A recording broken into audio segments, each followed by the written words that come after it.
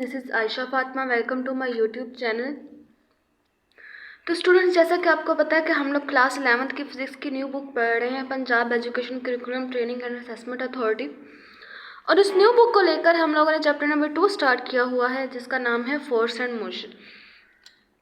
Students, आज हम लोग chapter number 2 force and motion की एग्जाम्पल्स पढ़ेंगे। इससे पहले हम लोगों ने इसकी एक्सरसाइज पढ़ी, फिर हम लोगों ने इसकी थ्योरी पढ़ी।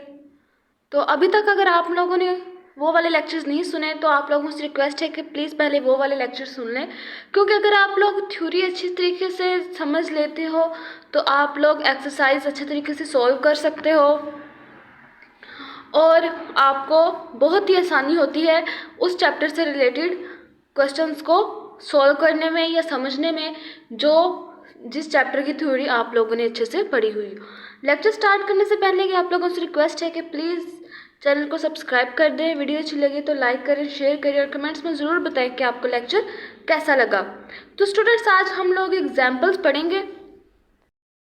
एग्जाम्पल नंबर 2.6 है हमारे पास कि a ball is thrown with the speed of 30 metre per second, यानी कि एक बॉल है, उसको 30 मीटर पर सेकेंड स्पीड के साथ जो है वो थ्रो किया गया है इन अ डायरेक्शन 30 डिग्री की डायरेक्शन में अबव दी हॉरिजॉन, यानी कि हॉरिजॉन डायरेक्शन में उस बॉल को 30 मीटर पर सेकेंड स्पीड के साथ 30 डिग्री डायरेक्शन में थ्रो किया गया है। Determine the height to which it rises, उसकी मैक्सिमम हाइट क्या होगी जिस बॉल पर वो बॉल जो है राइज कर सकती है। Time of flight and horizon range, और हॉरिजॉन रेंज क्या होगी।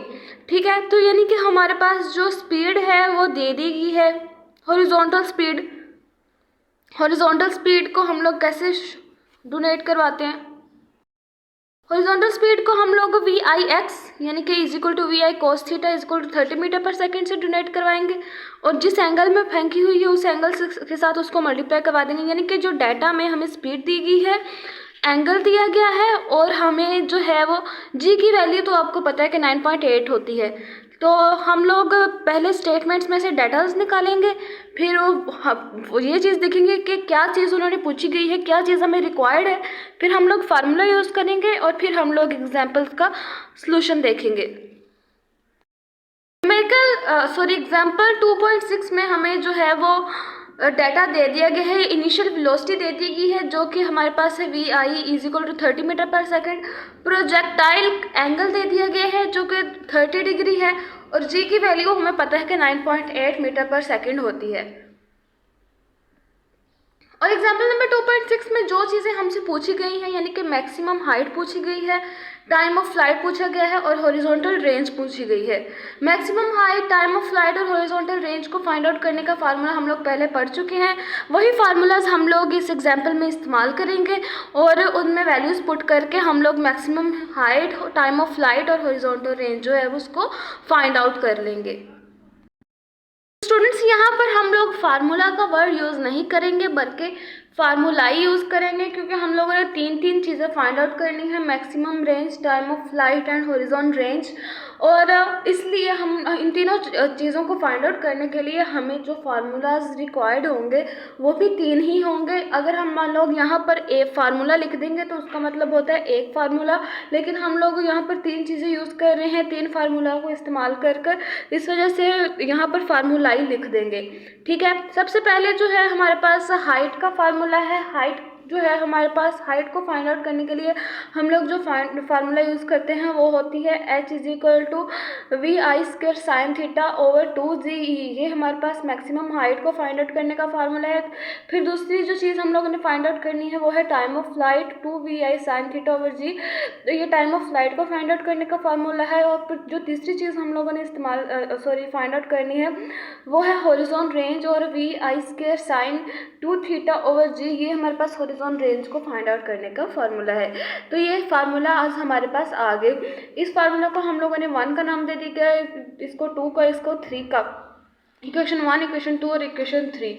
हाइट को फाइंड आउट करेंगे पहले हम लोग, तो वैल्यूज़ को हाइट के फार्मूला में पुट कर देंगे। तो फिर हम लोग टाइम को फाइंड आउट करेंगे, फिर वैल्यूज़ को टाइम के फार्मूला में पुट कर देंगे, और फिर हम लोग हॉरिजॉन्टल रेंज को फाइंड आउट करने के लिए वैल्यूज़ को हॉरिजॉन्टल रेंज के फार्मूला में पुट कर देंगे। तो सबसे पहले हमारे पास ये सोल्यूशन है। सबसे पहले हम लोग जो है इक्वेशन 1 में वैल्यूज पुट करते हैं। इनिशियल वेलोसिटी हमें दे दी गई है, velocity we I 30 metre per second हमें दे दी गई है, साइन और थीटा भी हमें दे दिया गया है 30 डिग्री, और जी की वैल्यू हमें पता थी 9.8 मीटर पर सेकंड। हम लोगों ने जब ये सारी वैल्यूज़ पुट की तो हमारे पास जो हाइट आ गई हमारे पास वो आ गई 11.5 मीटर राउंड ऑफ करके।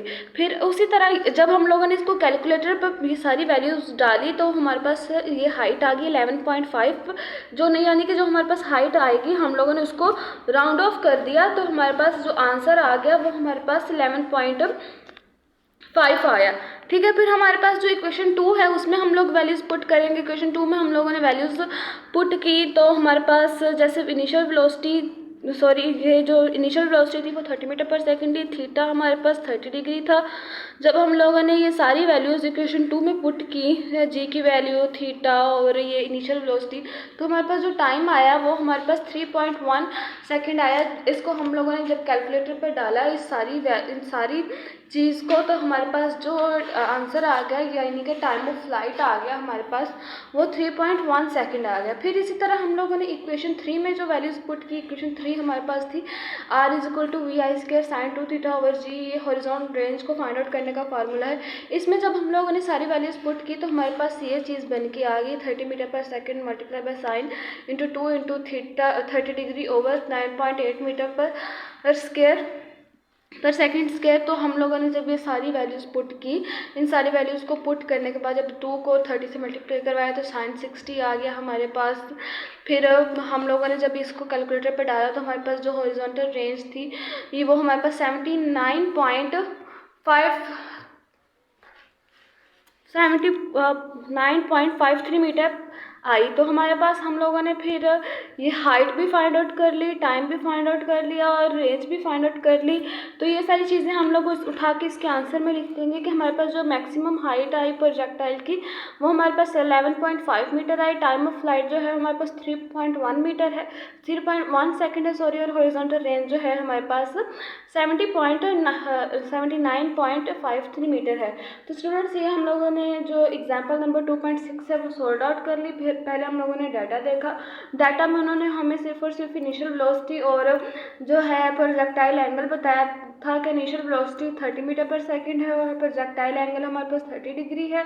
और फिर हम लोगों ने जी की वैल्यू हमें पता थी कि 9.8 मीटर पर स्क्वायर होती है, पर सेकंड स्क्वायर होती है। फिर हम लोगों ने उन्होंने जो एग्जाम्पल 2.6 में हमसे पूछा था वो था हॉरिजॉन्टल रेंज और मैक्सिमम हाइट और टाइम ऑफ फ्लाइट, ये सारी चीज़ें हम लोगों ने पूछी थी। फिर हम लोगों ने उनका फार्मूला लिखे, फार्मूलाई में कि हमारे पास horizontal range, time of flight और मैक्सिमम हाइट को फाइंड आउट करने के ये फार्मूलाज हैं। फिर हमारे पास जो डाटा में हमारे पास जो चीज़ें थी यानी कि जो हमें इनिशियल वेलोसिटी दी गई थी और जो हमें प्रोजेक्टाइल एंगल दिया गया था या हमारे पास जो जी की वैल्यू थी वो सारी की सारी हम लोगों ने इन फार्मूलाइज में पुट की। फार्मूलाइज में पुट करने के बाद हमारे पास इन सब के आंसर आ गए। पहले हम लोगों ने जी की वैल्यू थी या जो इनिशियल वेलोसिटी थी या प्रोजेक्टाइल एंगल था, पहले उसको इस हाइट के फार्मूले में पुट किया तो हमारे पास हाइट निकल आएगी। फिर हमारे पास उनको हम लोगों ने टाइम के फार्मूला में पुट किया तो हमारे पास ये टाइम आ गया। फिर हम लोगों ने उसको रेंज के फार्मूला में पुट किया तो हमारे पास ये रेंज आ गई 79.53 मीटर 79.53 मीटर। फिर हम लोगों ने ये सारी चीज़ें उठा के उसके आंसर में लिख ली। तो हमारे पास जो एग्जांपल है वो है 2.7 जिसमें हमसे पूछा गया है कि आप 1500 किलोग्राम कार यानी कि 1500 किलोग्राम की कार है has its velocity reduce from 20 metre per second to 15 metre per second. यानी कि हमारे पास एक कार है जिसका वज़न है 1500 किलोग्राम यानी कि 1500 kg। उस कार की जो वेलोसिटी थी वो चेंज हुई है, यानी कि कम हुई है। पहले 20 मीटर पर सेकेंड थी, फिर हमारे पास उसकी जो वेलोसिटी थी वो हमारे पास 15 मीटर पर सेकेंड आएगी। यानी कि हमारे पास 20 metre per second initial velocity थी और 15 metre per second final velocity थी। चेंज इन वेलोसिटी को फाइंड आउट करने के लिए हम लोग फाइनल वेलोसिटी से इनिशियल वेलोसिटी को माइनस कर देते हैं, यानी कि बाद वाली जो वेलोसिटी हमारे पास 15 मीटर पर सेकेंड थी फाइनल, उसमें से हम लोग अगर पहली वाली वेलोसिटी माइनस कर दें जो कि 20 मीटर पर सेकेंड है, तो हमारे पास चेंज इन वेलोसिटी आ जाएगा। इन 3 सेकेंड, यानी कि टाइम 3 सेकेंड दिया गया है कि 3 सेकेंड में एक कार जिसका वज़न 1500 किलोग्राम था, उसकी जो वेलोसिटी थी वो 20 मीटर पर सेकेंड से 15 मीटर पर सेकेंड चेंज हुई। How large was the retarding force, हम लोगों ने जो चीज़ फाइंड आउट करनी है वो है how large was the average retarding force. हम लोगों ने जो एवरेज रिटार्डिंग फोर्स है उसको फाइंड आउट करना है। तो स्टूडेंट्स देखिए, अब इसमें इस स्टेटमेंट में हमारे पास डाटा क्या है, हमें कार का मैस दे दिया गया है। मैस ऑफ कार हम लोग लिखेंगे 1500 kg। फिर हमारे पास जो इनिशियल वेलोसिटी है वो 20 मीटर पर सेकेंड है, फाइनल वेलोसिटी हमारे पास 15 मीटर पर सेकेंड, टाइम हमारे पास जो है वो 3 सेकेंड है। ठीक है, टाइम हमारे पास जो है वो 3 सेकेंड है। और हमारे पास जो रिक्वायर्ड है, हमें वो जो चीज़ हम लोगों ने फाइंड आउट करनी है वो हमारे पास है एवरेज रिटार्डिंग फोर्स, यानी कि average retarding force find out करनी है। तो स्टूडेंट्स, एवरेज रिटार्डिंग फोर्स हमारे पास क्या होती है कि Newton second law of motion in term of momentum F is equal to mvf negative mvi/t। तो ये हमारे पास फार्मूला आ गया जो कि हम लोग इस न्यूमेरिकल में इस्तेमाल करेंगे। एग्जाम्पल 2.7 में हमारे पास जो डाटा दे दिया गया है वो है मैस ऑफ कार, जो हमारे पास है 1500 kg। इनिशियल वेलोसिटी हमारे पास 20 मीटर पर सेकंड दी गई थी और फाइनल वेलोसिटी हमारे पास 15 मीटर पर सेकंड दी गई थी। ठीक है, टाइम ऑफ फ्लाइट हमारे पास था 3 सेकंड। तो जो हमारे पास हमें जो चीज़ रिक्वायर्ड थी वो थी एवरेज रिटार्डिंग फोर्स, और उस एवरेज रिटार्डिंग फोर्स को फाइंड आउट करने का फार्मूला हमारे पास था Newton second law of motion in term of momentum. जो Newton second law of motion था इन टर्म ऑफ मोमेंटम, यानी कि F is equal to mvf negative mvi/t। तो ये फार्मूला हम लोग एवरेज रिटार्डिंग फोर्स को फाइंड आउट करने के लिए यूज़ करेंगे। अब देखें, ये जो फार्मूला है वो है हमारे पास mvf नेगेटिव mvi/t। mvf की वैल्यू भी हमारे पास है, मैस और फाइनल वेलोसिटी भी है, फिर मैस और इनिशियल वेलोसिटी भी और टाइम भी है। ये सारी चीज़ें जब हम लोग इस इक्वेशन में पुट करेंगे, जिसको हम लोग ने इक्वेशन 1 का नाम दिया गया है, तो हमारे पास एवरेज रिटार्डिंग फोर्स निकल कर आ जाएगी। तो हमारे पास सोल्यूशन में जब हम लोग वैल्यूज़ को पुट करेंगे इक्वेशन 1 में, तो हमारे पास आ जाएंगे F is equal to 1500 kg multiply by 15 metre per second negative 1500 kg multiply by 20 metre per second over 3 second. फिर हम लोगों ने जब ये सारी चीज़ जो कैलकुलेटर पर डाली, तो हमारे पास जो एवरेज रिटार्डिंग फोर्स निकल कर आई वो हमारे पास थी F is equal to negative 2500 kilogram metre per second square. ये 2500 kilogram metre per second square क्यों आई? क्योंकि स्टूडेंट्स देखें कि हमारे पास ये जो मैस है वो 1500 है और ये जो हमारे पास वेलोसिटी है वो 20 मीटर पर सेकंड है। इस 20 मीटर पर सेकंड से जब 15 मीटर पर सेकंड माइनस हुआ, जब छोटे में से बड़ी चीज़ माइनस होती है, तो यानी कि जब छोटी चीज़ में से बड़ी चीज़ माइनस हो रही है, 15 मीटर पर सेकंड में से 20 मीटर पर सेकंड माइनस हो रहा है, तो इसका जो रिज़ल्ट आएगा उसके साथ वो वाला साइन लगेगा जो कि बड़ी वैल्यू के साथ है, जो कि 20 मीटर पर सेकंड के साथ है। इसलिए ये आंसर के साथ हमारे पास यहाँ पर माइनस आ गया। तो हमारे पास अब देखिए यूनिट्स की बात करें तो इसका भी मीटर पर सेकंड है, इसका भी मीटर पर सेकंड स्क्वायर है, मीटर पर सेकंड है यूनिट्स। जब ये दोनों चीज़ें आपस में मल्टीप्लाई होंगी तो हमारे पास ये जो फोर्स एवरेज रिटार्डिंग फोर्स के साथ जो यूनिट आएगा वो आएगा kilogram metre per second square. ये जो kilogram metre per second square है ये न्यूटन की इक्वल होता है, तो हम लोग यहाँ पर न्यूटन लिख देंगे। फिर हम लोग जब राउंड ऑफ करेंगे, यानी कि राउंड ऑफ ऐसे करेंगे कि डेसिमल से पहले सिर्फ सिर्फ एक नॉन जीरो डिजिट हो। अब इस वक्त डेसिमल यहाँ पे है, इससे पहले यहाँ पर 4 डिजिट्स आ रहे हैं, तो हम लोगों ने डेसिमल को जब यहाँ पर मूव करवाया, यानी कि 3 स्टेप्स जो है वो लेफ़्ट हैंड साइड पे मूव करवाया, तो लेफ़्ट हैंड साइड पे मूव करवाने की वजह से हमारे पास जो फोर्स आए वो -2.5 multiply by 10⁻³ Newton I. Left hand side पे हम लोगों ने मूव कराया, तो ये 10⁻³ जो होती है हमारे पास, उसको हम लोग किलो कह देते हैं।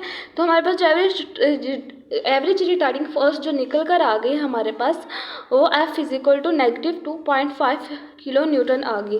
तो फिर हम लोग इसका जो आंसर होगा उसमें क्या लिखेंगे कि जो हमारे पास एवरेज रिटार्डिंग फोर्स है वो -2.5 किलो न्यूटन है। ये जो नेगेटिव साइन हमारे पास ये शो करवाता है कि shows that the force is the retarding one, ये कि यानी कि ये हमारे पास जो फोर्स है ये एक रिटार्डिंग फोर्स है। तो हमारे पास ये जो एवरेज रिटार्डिंग फोर्स फिर हमारे पास ये निकल कर आगे -2.5 किलो केल्विन।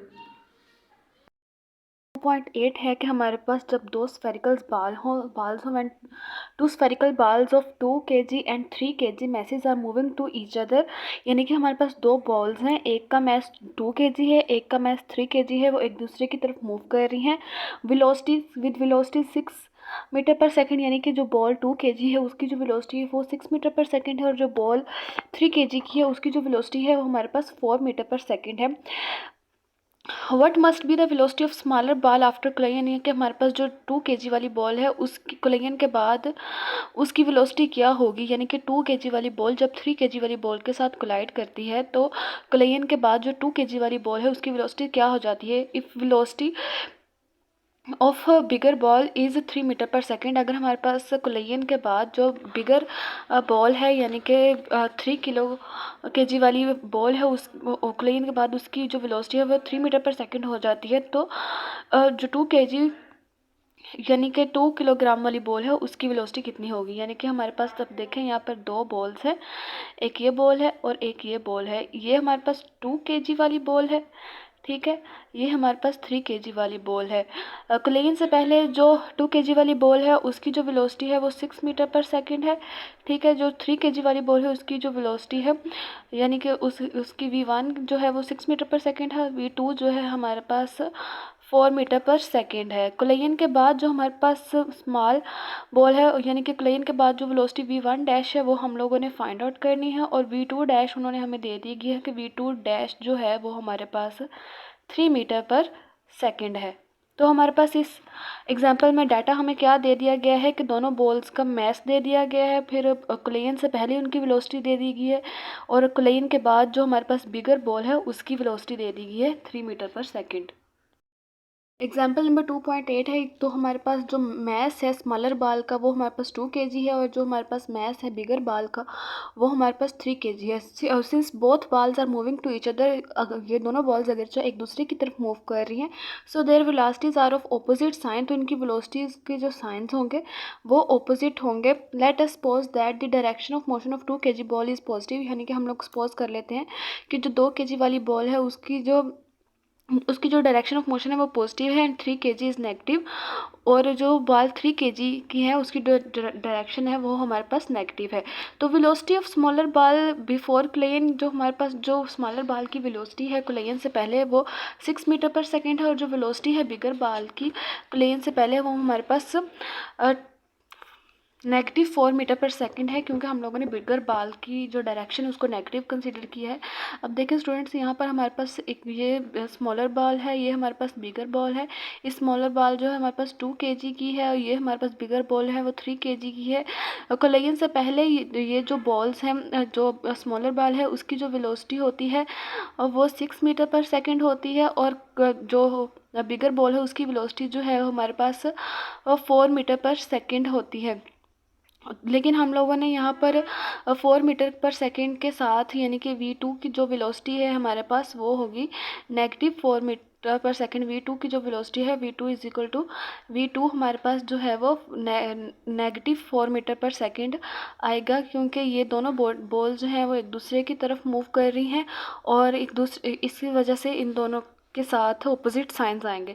कोलिजन के बाद हमारे पास जो V1 डैश है वो हमारे V1 डैश हम लोगों ने फाइंड आउट करना है, यानी कि कोलिजन के बाद जो स्मॉलर बॉल है उसकी वेलोसिटी क्या होगी, जबकि जो बिगर बॉल है उसकी वेलोसिटी हमें दे दी गई है जिसको हम लोग V2 डैश से डिनोट करते हैं, और V2 डैश हमारे पास -3 मीटर पर सेकेंड है। तो अब हम लोगों ने फाइंड आउट क्या करना है, velocity of smaller bar after collision, यानी कि V1 डैश हम लोगों ने फाइंड आउट करनी है।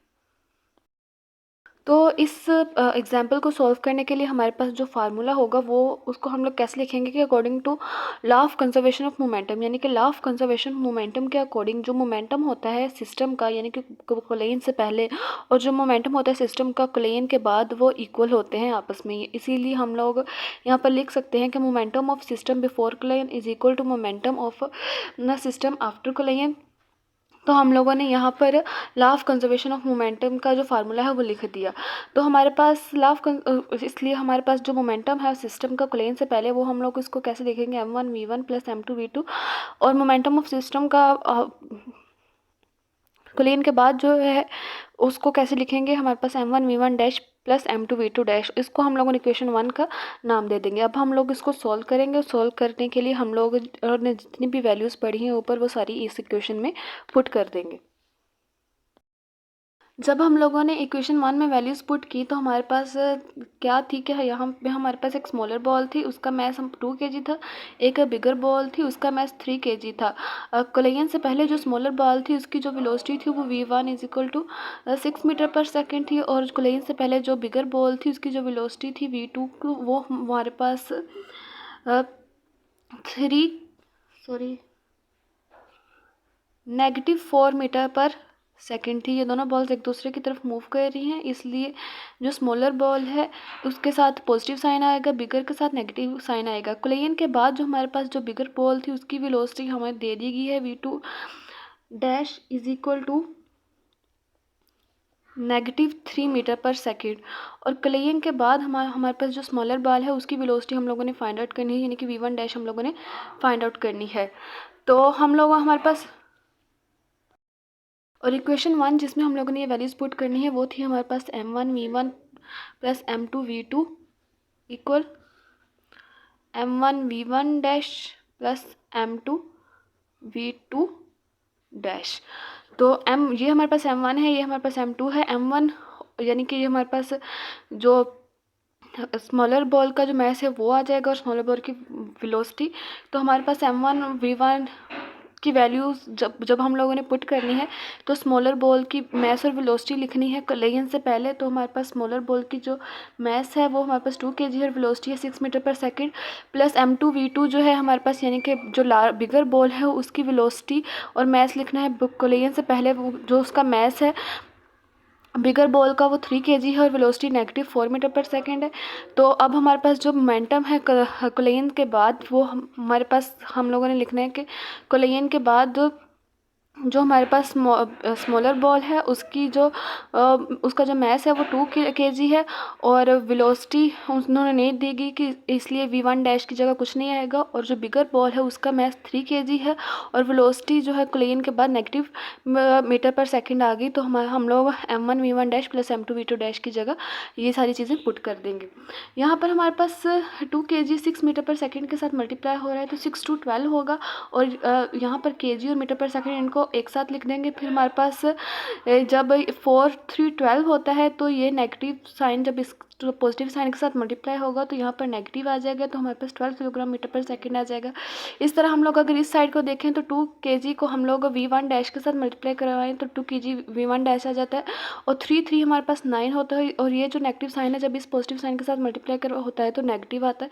तो 2 kg into v1 dash -9 kg metre per second आएगा। यहाँ से 12 में से जब 12 माइनस होगा तो यहाँ पर 0 बच जाएगा, और इधर हमारे पास 2 kg v1 डैश आ जाएगा, और ये 9 kg मीटर पर सेकेंड हमारे पास यहाँ पर नेगेटिव में है। जब वो लेफ्ट हैंड साइड पे आएगा तो वो पॉजिटिव हो जाएगा, तो हमारे पास 9 kg metre per second is equal to into 2 kg v1 dash आ जाएगा। v1 डैश हम लोगों ने फाइंड आउट करना है, तो v1 डैश को सेपरेट करने के लिए हमारे पास ये जो 2 kg जो कि v1 डैश के साथ मल्टीप्लाई हो रहा है उधर जाके डिवाइड हो जाएगा।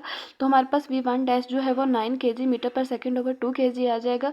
तो जब हम लोग इसको कैलकुलेटर से सॉल्व करेंगे 9/2, अब यहाँ पर भी kg है, यहाँ पर भी kg है, तो ये kg और kg आपस में कैंसिल आउट हो जाएंगे, और 9 को जब 2 पे डिवाइड किया तो हमारे पास 4.5 मीटर पर सेकेंड आ गया। तो v1 डैश की जो वैल्यू है हमारे पास वो 4.5 मीटर पर सेकेंड आ गई। तो इसलिए हम लोग इसके आंसर में लिख देंगे कि velocity of smaller ball after collision के बाद जो स्मॉलर बॉल की जो वेलोसिटी है हमारे पास वो 4.5 मीटर पर सेकेंड है। नेक्स्ट हमारे पास जो एग्जांपल है 2.9 वो ये है कि हमारे पास 70 ग्राम बाल्स, यानी कि एक बाल है जिसका मैस 70 ग्राम है, वो क्लाइड विद अनदर बाल ऑफ मैस 140 ग्राम, वो दूसरी बॉल के साथ टकराती है जिसका मैस 140 ग्राम है। The initial velocity of first ball, जो फर्स्ट बॉल की जो इनिशियल वेलोसिटी है वो 9 मीटर पर सेकेंड है to the right, while the second ball is at rest, जो दूसरी बॉल है वो रेस्ट पर है। इफ़ द कोलेन वर परफेक्टली इलास्टिक, अगर हमारे पास कोलेन जो है वो परफेक्टली इलास्टिक होती है तो what would be the velocity of two balls after collision, तो इन दो बॉल्स की जो कोलेन है इन दोनों वो इलास्टिक है और उनकी वेलोसिटीज़ क्या होंगी कोलेन के बाद। यानी कि हमारे पास अगर एक बॉल है, एक बॉल यहाँ पर कंसिडर करें, एक बॉल है जिसका मैस 70 ग्राम है और दूसरी बॉल है जिसका मैस 140 ग्राम है। ठीक है, जब ये दोनों, ये इस बॉल की जो वेलोसिटी है कोलेन से पहले वो 9 मीटर पर सेकंड है। ठीक है, और ये बॉल की जो वेलोसिटी है यानी कि v1 हमारे पास जो है वो 9 मीटर पर सेकंड के इक्वल है और v2 जो है हमारे पास 0 है, यानी कि जो हमारे पास वो बॉल जिसका मैस 140 ग्राम है वो रेस्ट पर है। ठीक है, तो जो हमारे पास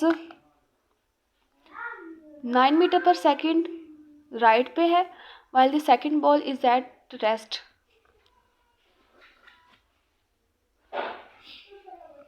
If the collision were perfectly elastic, what would be the velocities of balls after the collision? हमारे पास अगर collision जो है perfectly elastic है तो velocities क्या होंगी बॉल्स के collision से पहले। m1 हमारे पास 70 ग्राम दे दिए गए, m2 की जो मैस है वो 140 ग्राम है, v1 की जो velocity है हमारे पास 9 मीटर पर सेकेंड है लेकिन v1 डैश नहीं दी गई।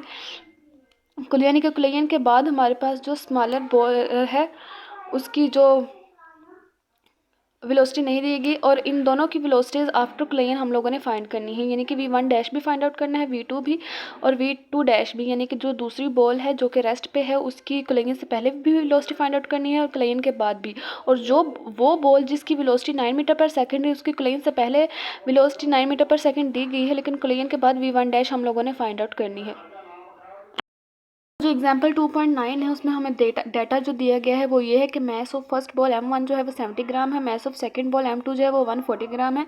इनिशियल वेलोसिटी जो है फर्स्ट बॉल की v1 की वो 9 मीटर पर सेकंड है लेकिन जो इनिशियल वेलोसिटी है फर्स्ट बॉल की v2 वो हमारे पास 0 है। हम लोगों ने फाइंड आउट क्या करना है, v2 0 है वो फाइंड आउट करना है। हम लोगों ने फाइंड आउट क्या करना है कि हमारे पास जो वेलोसिटी है बॉल्स की आफ्टर क्लिंगिंग यानी कि v1 डैश और v2 डैश जो है हम लोगों ने फाइंड आउट करना है। उसके लिए हमारे पास जो फार्मूला ही है यानी कि v1 डैश भी फाइंड आउट करना है, v2 डैश भी फाइंड आउट करना है, तो उसके लिए हमारे पास एक फार्मूला तो नहीं होगा बल्कि फार्मूला ही होंगे, यानी कि v1 डैश फाइंड आउट करने के लिए अलग फार्मूला होगा, v2 डैश फाइंड आउट करने के लिए अलग फार्मूला होगा। तो v1 डैश फाइंड आउट करने के लिए हमारे पास जो फार्मूला है वो है is equal to v1 dash is equal to m1 plus negative m2 over m1 plus m2 v1 plus 2m2 over m1 plus m2 v2। ये इसको हम लोगों ने इक्वेशन 1 का नाम दे दिया गया। v2 डैश फाइंड आउट करने के लिए हमारे पास जो फार्मूला है वो हमारे पास है 2m1 over m1 plus m2 v1 plus m2 negative m1 over m1 plus m2 v2। ये हमारे पास इक्वेशन 2 है। तो हम लोगों ने इस फार्मूले से v1 डैश की वैल्यू फाइंड आउट करनी है, v2 डैश की वैल्यू फाइंड आउट करनी है। या स्टूडेंट्स याद रखें v2 की जो वैल्यू है हमें डाटा में वो 0 दी गई है क्योंकि हमारे पास जो बॉडी है m2 वो रेस्ट पे है इसलिए, यानी कि उसकी इनिशियल वेलोसिटी 0 है। तो हम लोगों ने ये वाली इन दोनों इक्वेशंस की ये वाली साइड्स जो हैं वो 0 हो जाएंगी। हम लोगों ने सिर्फ और सिर्फ इनकी लेफ़्ट हैंड साइड्स के साथ ही डील करना है, यानी कि इस साइड के साथ प्लस से लेफ़्ट हैंड साइड वाली।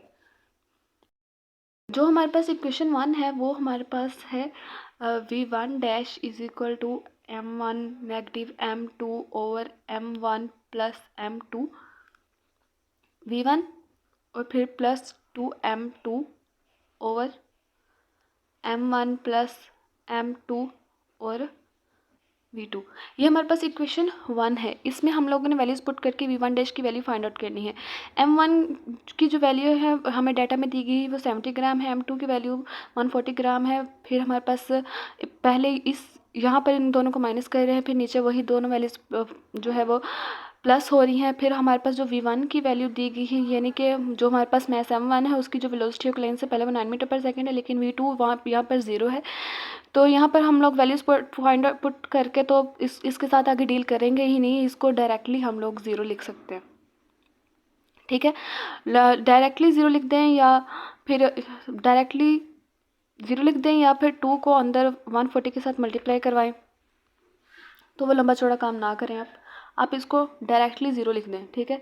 तो ये जब डायरेक्टली ज़ीरो हो जाएगा फिर हम लोग इस वाली साइड के साथ जो है वो डील करेंगे, जिसमें V1 डैश जो है वो 70, जब 140 से माइनस होगा यानी बड़े में से छोटी चीज़ माइनस हो रही है तो उसका जो आंसर होगा उसके साथ नेगेटिव रहेगा, इसलिए यहाँ पर -70 ओवर, जब 70 को 140 में प्लस किया तो 210 आ गया और multiply by 9 metre per second. तो V1 डैश जब हम लोगों ने इसको सॉल्व आउट किया कैलकुलेटर से तो V1 डैश की वैल्यू जो है वो नेगेटिव मीटर पर सेकंड आ गई।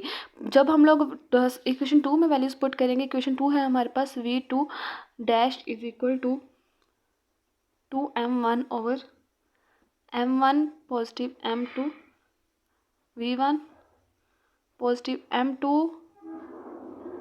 m2 के साथ हमारे पास है negative m1 over m1 positive m2 और V2 की वैल्यू ज़ीरो है, इस वजह से ये वाली साइड तो वैसे ही सारी ज़ीरो हो जाएगी। तो हम लोगों ने जब वैल्यूज़ पुट की V2 इस इक्वेशन में, पुटिंग वैल्यूज़ इन इक्वेशन 2, जो कि हम लोग पीछे देखे कि इक्वेशन 2 हमारे पास ये थी, इसमें जब वैल्यूज़ पुट की तो हमारे पास ये इस तरह ये एक्सप्रेशन बन के आ गया। सारी वैल्यूज़ पुट करने के बाद ये तो डायरेक्टली ज़ीरो हो जाएगा। तो हम लोग इस वाली साइड के साथ डील करेंगे कि 2 को अंदर जब 70 से मल्टीप्लाई करवाए, 2 को जब हम लोगों ने 70 से मल्टीप्लाई करवाया तो हमारे पास 140 आ गया, और 70 को जब हम लोग 140 के साथ प्लस करवाएंगे तो हमारे पास 210 आ जाएगा। और जब फिर हम लोग इसको 19 मीटर पर सेकंड के साथ मल्टीप्लाई करवा देंगे तो हमारे पास जो V2 डैश की जो वैल्यू होगी वो 6 मीटर पर सेकंड आएगी। V2 डैश की वैल्यू हमारे पास 6 मीटर पर सेकंड आ गई। तो हम लोग फिर जो एग्जांपल 2.9 है उसके आंसर में लिखेंगे कि जो वेलोसिटीज़ जो है यानी कि the velocities of balls 70 gram and 140 gram after collision, यानी कि 70 ग्राम जो बॉल है उसकी वेलोसिटी आफ्टर कोलिजन हमारे पास -3 मीटर पर सेकंड आई है, और जो 140 ग्राम जो बॉल है हमारे पास 140 ग्राम की उसकी जो वेलोसिटी है कोलिजन के बाद वो हमारे पास 6 मीटर पर सेकंड आई है, यानी कि V1 डैश जो है वो 3 मीटर पर सेकंड की इक्वल आया है। यानी कि ये देखें V1 डैश जो है हमारे पास -3 मीटर पर सेकंड की इक्वल आया है, और V2 डैश जो है हमारे पास 6 मीटर पर सेकंड के इक्वल आया है।